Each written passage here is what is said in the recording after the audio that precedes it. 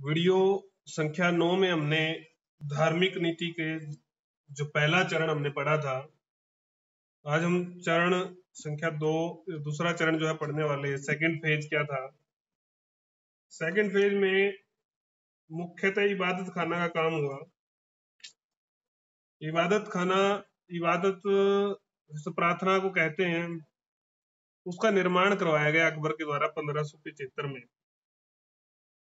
फतेहपुर सिकरी में 2 अंक के जो आपके प्रश्न आते हैं उनमें भी आ जाता है कब निर्माण करवाया गया और कहां पर कराया गया। मार्च में करवाया गया था। प्रार्थना गृह था ये, आयताकार भवन था। पूछ सकते हैं आयताकार था, कैसा था। कॉम्पिटिटिव एग्जाम में कई बार गहरे क्वेश्चन आते हैं तब ऐसा ऐसा आ सकता है। बड़े बड़े कमरे थे और इसमें सभागृह था, और इस सभागृह की जो कैपेसिटी थी वो 500 व्यक्ति एक साथ बैठ सकते थे। तालाब भी इसके पास में एक बनवाया गया था। ये इसकी विशेषताएं हैं। इबादत खाना की बात है कि इसका धार्मिक नीति में क्या योगदान था, कैसा क्या इस चरण में हुआ। सर्वप्रथम जब ये बना तो इसमें मुसलमानों को बुलाया गया।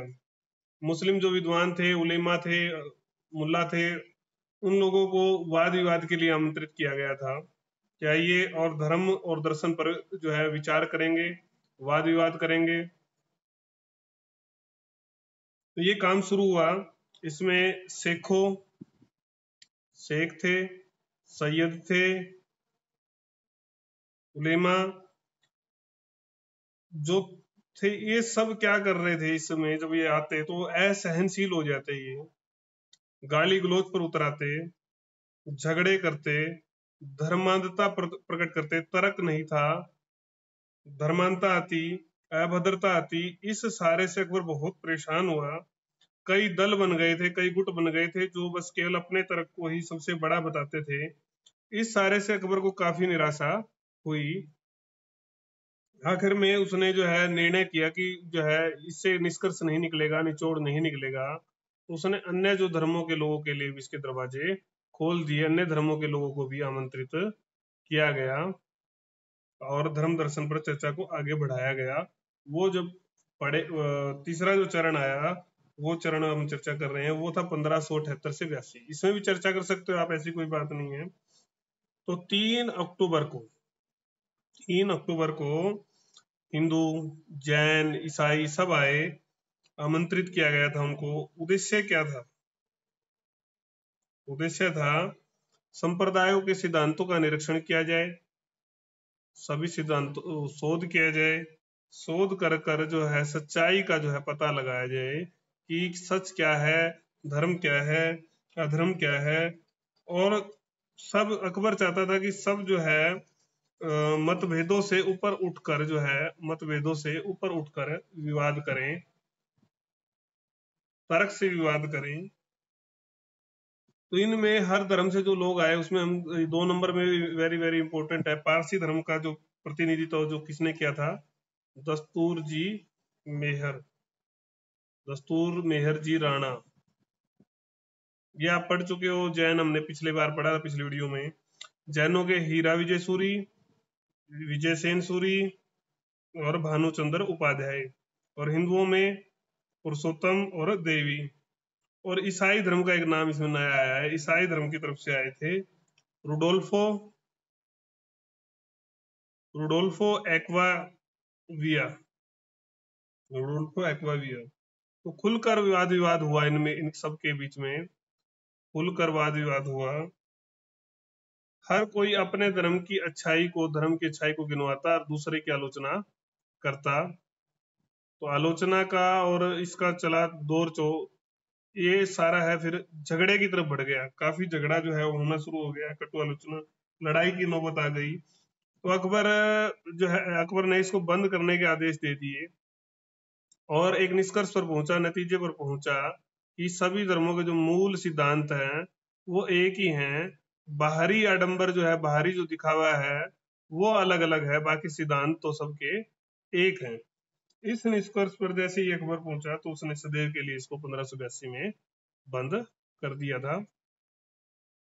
फिर इसके बाद उसने जब इस सारे से उसका मुल्लाओं से तो विश्वास पूरी तरह से उठ ही गया था। तो मुल्लाओं उससे विश्वास जब उसका उठ गया और इनसे जो है इसने सोचा कि इनसे मैं मुक्ति पालूं, इनका प्रभाव जो है उन्होंने ज्यादा प्रभाव स्थापित कर लिया था, तो उसके लिए उसने सबसे पहला जो काम किया इसी चरण में किया, वो था शाही खुतबा पढ़ना। 22 जून, पूछ सकते हैं कब पढ़ा था, 22 जून 1579 को मुख्य जो इमाम होता था मस्जिद का, फतेहपुर सीकरी की जो जामा मस्जिद थी, उसका जो इमाम है उसको हटाकर उसकी जगह स्वयं पढ़ा खुतबा। और ये जो खुतबा है ये फेजी द्वारा तैयार किया गया था, ये पूछ सकते हैं, फेजी द्वारा था ये तैयार किया हुआ। और प्रभाव जो है, इससे प्रभाव जो है समाप्त करने में, उलेमा का जो प्रभाव समाप्त करने में सफल हुए। नमाज भी पढ़ी अकबर ने, और खलीफा उज जमन की उपाधि धारण की। कुल मिलाकर इस सारे से वो स्वतंत्र हो गया। उसने अल्लाह अकबर शब्द का प्रयोग किया, अल्लाह अकबर। इसके अनुसार अल्लाह सबसे बड़ा है, उससे बड़ा कोई नहीं है। बदायूनी तो कहता है कि जब अकबर एक खुतबा पढ़ रहा था तो कांप रहा था, कंपकपी चढ़ी हुई थी उसको, जबकि अबुल फजल इससे इनकार करता है। अबुल फजल क्या कहता है कि एक बार नहीं कई बार बड़े विश्वास के साथ अकबर ने इसको पढ़ा था। चलो, कुल मिलाकर इससे एक बात जरूर हुई, जो प्रशासन में मुल्लाओं का जो हस्तक्षेप था वो अब खत्म हो गया। हस्तक्षेप खत्म करने में अकबर जो है इस से जो है कामयाब रहा। अकबर ने स्वयं को इमाम आदिल घोषित किया तो जो मुल्लाओं के सीने में आग लग गई थी, लेकिन इसकी कोई चिंता नहीं की गई। आखिर में जो है अकबर ने किया वही जो उसको ठीक लगा। मजहर या अभ्रांति आज्ञा पत्र।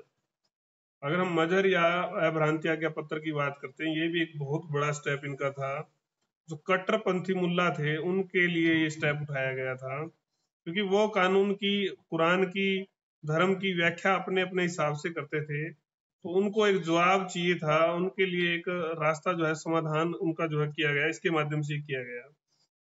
एक पत्र तैयार किया गया शेख मुबारक के द्वारा, नोट कर लें आप, दोनों अंक में आ सकता है ये आपका, सितंबर 1579 में।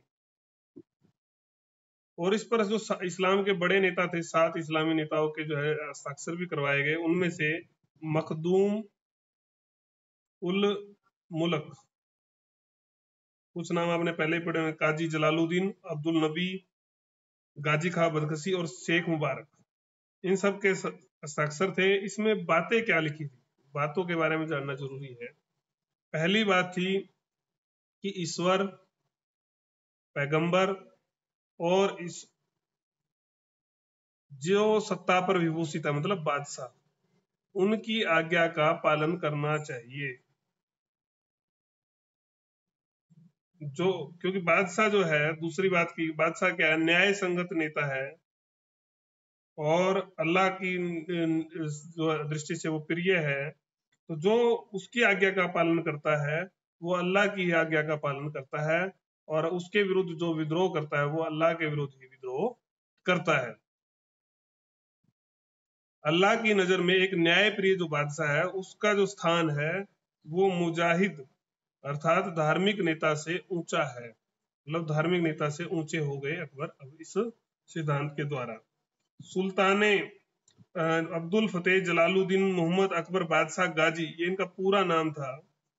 सुल्तान न्यायी बादशाह जो है ईश्वर में विश्वास रखने वाला है, बुद्धिमान है और न्याय प्रिय है। ये इस खुतबे, इस पत्र में लिखा गया। और अगर धार्मिक विषयों पर कोई भी मतभेद होता है इस्लाम के नेताओं में, धार्मिक नेताओं में, तो अकबर जो निर्णय देगा, अकबर का जो निर्णय होगा वो क्या होगा इस मामले में, अंतिम होगा, संपूर्ण राष्ट्र को मान्य होगा। और छठा जो बिंदु दिया गया, कुरान के अनुसार राष्ट्र के हित में अकबर कोई भी फरमान या बादशाह कोई भी फरमान जारी करता है तो सब उसको स्वीकार करेंगे। इस पत्र की, ये एक बड़ा पत्र था, इसकी आलोचना होनी जो है लाजमी थी। उस समय अलग अलग इतिहासकारों ने अलग अलग इसके ऊपर मत रखे अपने। इसमें से वीए स्मिथ ने कहा कि अकबर की आलोचना की उसने कहा कि ये जो पत्र है ये पश्चिम की जो अनुकरण करके जारी किया गया था। आई एच कुरैशी क्या लिखते हैं कि अकबर की आलोचना की कि ये सुस्पष्ट अधिकार एवं कुटिल दस्तावेज था, अधिकार पत्र एवं कुटिल दस्तावेज था।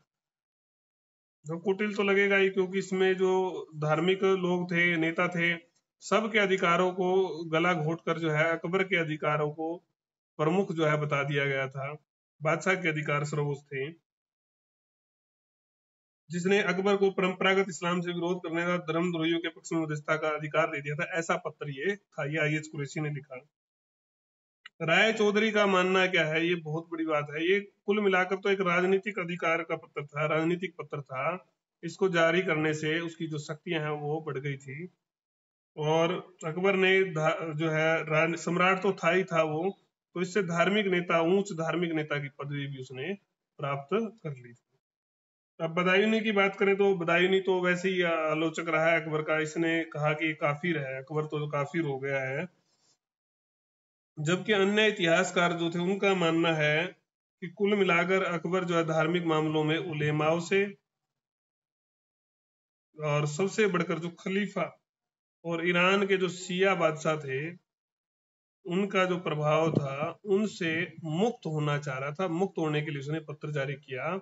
उलेमा और जो मुल्ला थे वो तो सेकेंडरी थे, बड़ा जो मामला था वो खलीफा और शिया बादशाह का था, क्योंकि वो सर्वोच्च हो गया धार्मिक मामलों में। 1579 को अजमेर में ख्वाजा की दरगाह पर आशीर्वाद भी लेने गए। इसके बाद वापसी में एक नमाज पढ़ी, अब्दुल नमी और शेख मखदूम उलग को मक्का भेज दिया।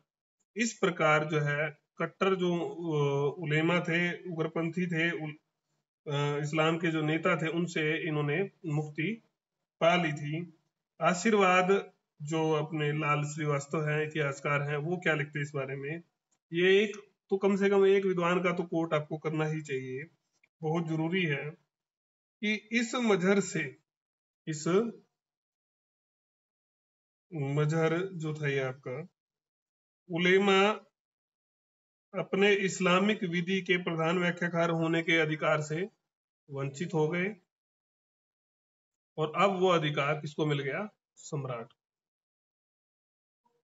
तो ये इसका जो है विशेष जो है परिणाम निकला। उसके बाद अगर हम बात करें तो बात आएगी फिर अंतिम जो चरण आया वो था दीन इलाही का। इस वीडियो में हम इसकी पृष्ठभूमि के ऊपर चर्चा कर लेते हैं, इंट्रो के बारे में चर्चा कर लेते हैं। दीन इलाही आप पढ़ चुके हैं, अकबर इसको लेकर आया था। ये एक ईश्वरवादी धर्म था। कुछ लोग इसको धर्म मानते हैं, कुछ लोग नहीं मानते। वैसे तो ये धर्म नहीं था, ये एक कॉमन जो शिक्षाएं थी धर्मों की उनका सार था। इसको तौहीद ए इलाही भी कहा गया है। तौहीद ए इलाही, ये अच्छे जो सिद्धांत थे उनको इकट्ठा कर लिया गया और उनको आप लोग सब लोगों को परोस दिया गया। तो अधिकतर इतिहासों का जो प्रश्न जो है वो ये है कि ये धर्म था, पंथ था, संप्रदाय था। इसके ऊपर चर्चा चली,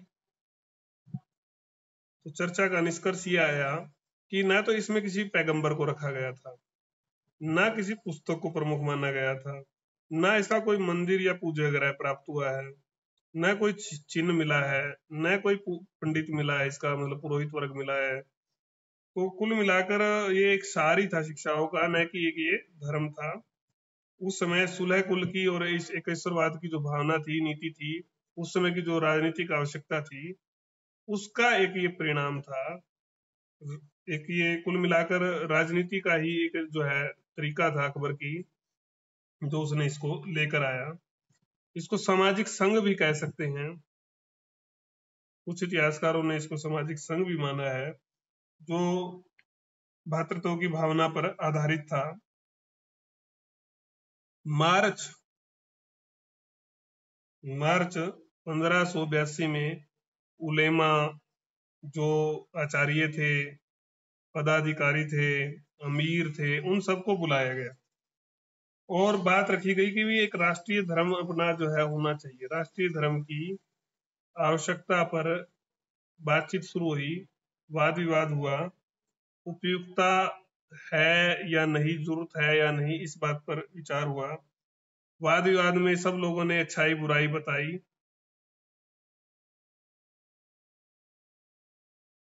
अकबर ने निर्णय लेना ही था, अकबर ने जो करना था वो करना ही था, तो उसने निर्णय लिया कि सबकी एकता स्थापित हो जाए। हालांकि विरोध भी हुआ था, विरोध के बावजूद भी विरोध करने वालों में जो बिहारी मल के पुत्र थे भगवान दास, उन्होंने विरोध किया था।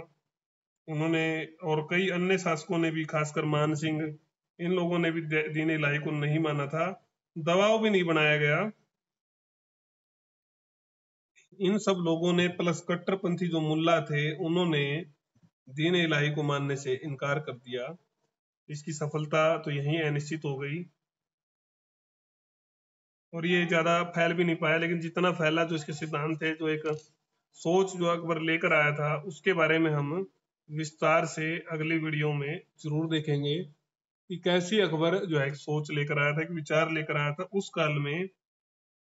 ठीक है, वो उसकी राजनीतिक महत्वाकांक्षा थी, उसका स्वार्थ था, इसी कारण से वो सफल नहीं हुआ।